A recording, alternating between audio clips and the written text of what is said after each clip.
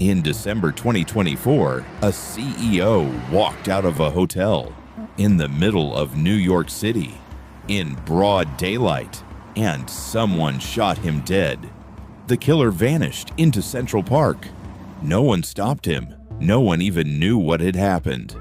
But here is what shocked America most. When the news broke, millions of people didn't mourn the victim. They celebrated the killer. His name was Luigi Mangione, 26 years old, Ivy League graduate, from a wealthy family. The last person you'd expect. And the one question nobody could answer. Was he a murderer? Or was he a hero? This is the story that divided America. To understand why Luigi Mangione did what he did, you first need to understand what America's healthcare system did to people like him. Luigi Mangione was not a poor man. He graduated from one of America's top universities, Johns Hopkins. He came from a wealthy, respected family in Maryland. He had a good job, a social life, a future. But in 2023, something changed. He developed a serious spinal condition called spondylolisthesis, chronic pain, every single day. He tried to get treatment, and that is when he came face to face with the American healthcare system. Claim denied. Appeal rejected. Try again. Now, here is something that will shock you. UnitedHealthcare, the company whose CEO he would later kill, had the highest claim denial rate in America. They rejected 32% of all submitted claims. The industry average was 16%. 1 out of every 3 people who needed help was told no. Luigi watched this. He read about it. He became obsessed with it. And somewhere, in the quiet of his apartment, he made a decision not to file a complaint, not to write a letter, but to send a message that America would never forget. He bought a one-way bus ticket to New York City, checked into a hostel under a fake name, Mark Rosario, and he waited. Let me tell you what happened on the morning of December 4th, 2024, 6:45 a.m. Midtown Manhattan.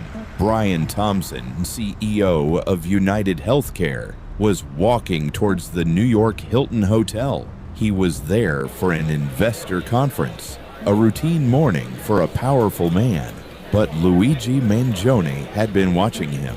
The night before, December 3rd, investigators say Mangione was already outside that hotel, walking the streets, studying the routes, planning every single detail.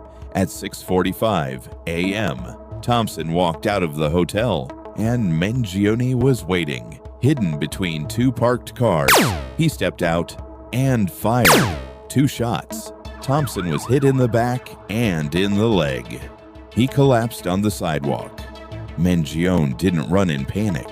He calmly got on a bicycle and rode north through Central Park, disappeared into the city like a ghost. Now, here is what investigators found at the scene. 3 shell casings on the ground, and on each casing, 3 words were inscribed: deny, defend, depose. These are the exact tactics insurance companies use to avoid paying claims. This was not random. This was a message. Brian Thompson was taken to hospital and pronounced dead. The entire city went into shock. But what happened next shocked America even more. Within hours of the news breaking, social media exploded. Not with grief, with celebration. People were calling Mangione a hero, a symbol, a man who did what millions only dreamed of.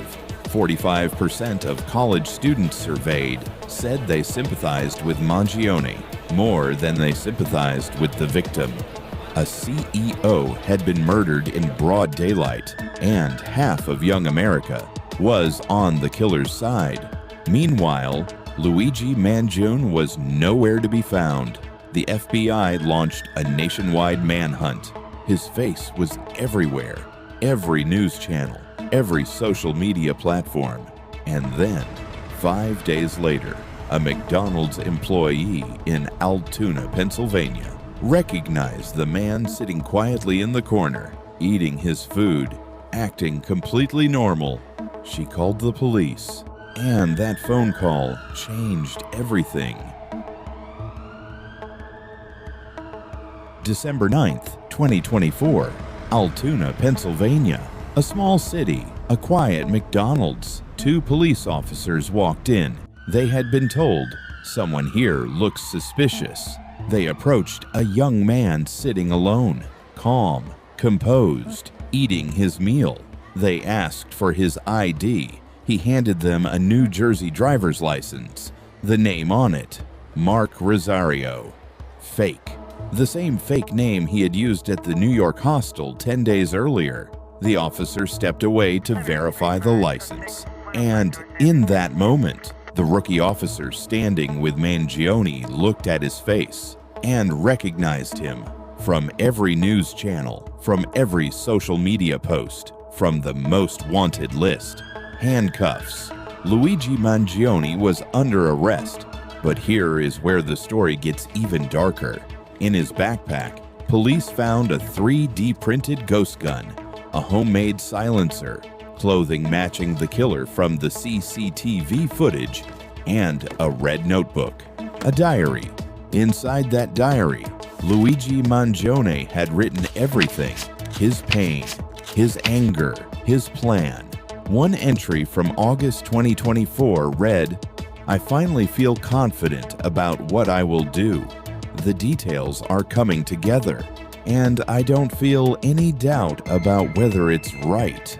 Another entry described UnitedHealthcare as a deadly greed-fueled cartel. And then, the most chilling line of all, the target is insurance. It checks every box. This was not a crime of passion. This was months of cold, calculated planning by a man who believed he was starting a revolution. When Mangione was brought into court, protesters stood outside, holding signs, "Free Luigi." He did what we couldn't. Healthcare kills. Luigi didn't.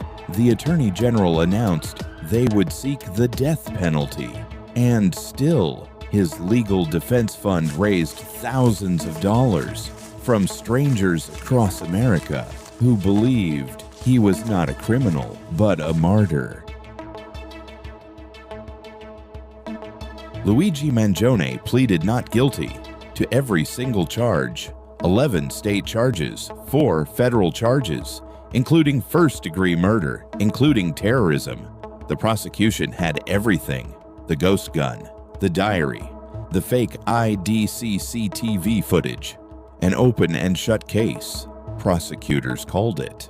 One would be hard-pressed to find a case with such overwhelming evidence of guilt. But then, something unexpected happened.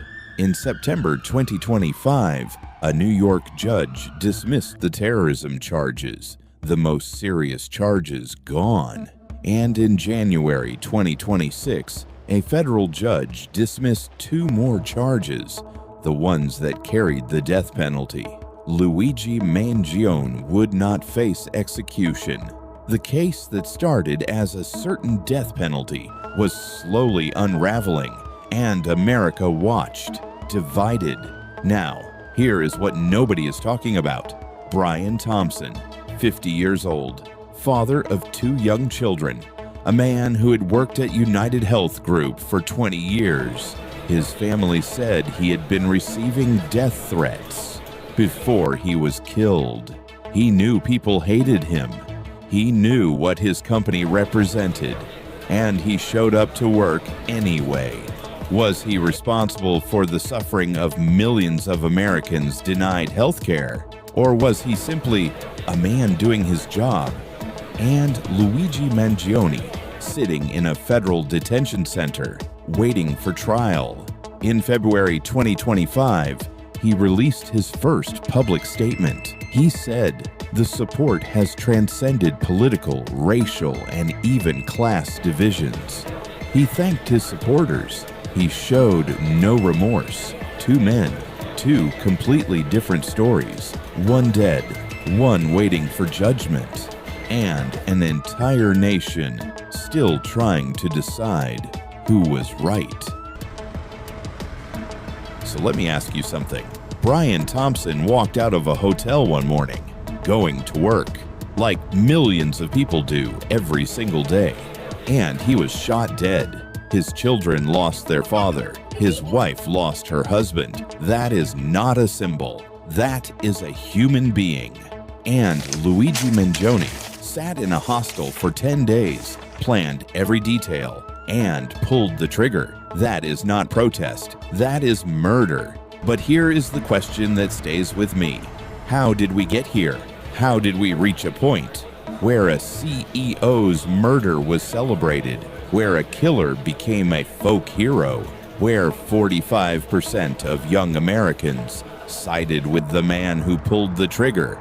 Maybe the answer is not about Luigi Mangione. Maybe the answer is about a system that has failed so many people for so long that they stopped believing in any other way. A system where 32% of claims are denied, where people die because they can't afford treatment, where a back condition can destroy a young man's life. Luigi Mangione did not fix that system. He made it worse. He made insurance employees afraid to sign their names. He made doctors quit their jobs. He inspired more violence. And Brian Thompson's children will grow up without a father. Justice is still coming. The trial has not happened yet. The verdict is still unknown. But one thing is certain. This case has forced America to look in the mirror and ask, what kind of country are we? What kind of system have we built? And how far are people willing to go when they feel they have no other choice? Let me know in the comments. Do you think Luigi Mangione was a murderer or a man pushed too far? And do you think the healthcare system in America needs to change? Next time on Dark Verdict, a dentist, a protein shake, and cyanide. His wife never saw it coming. Neither did the jury. Until it was too late. If you don't want to miss it, subscribe to Dark Verdict. Stay curious, stay safe, and remember, the truth always finds a way out.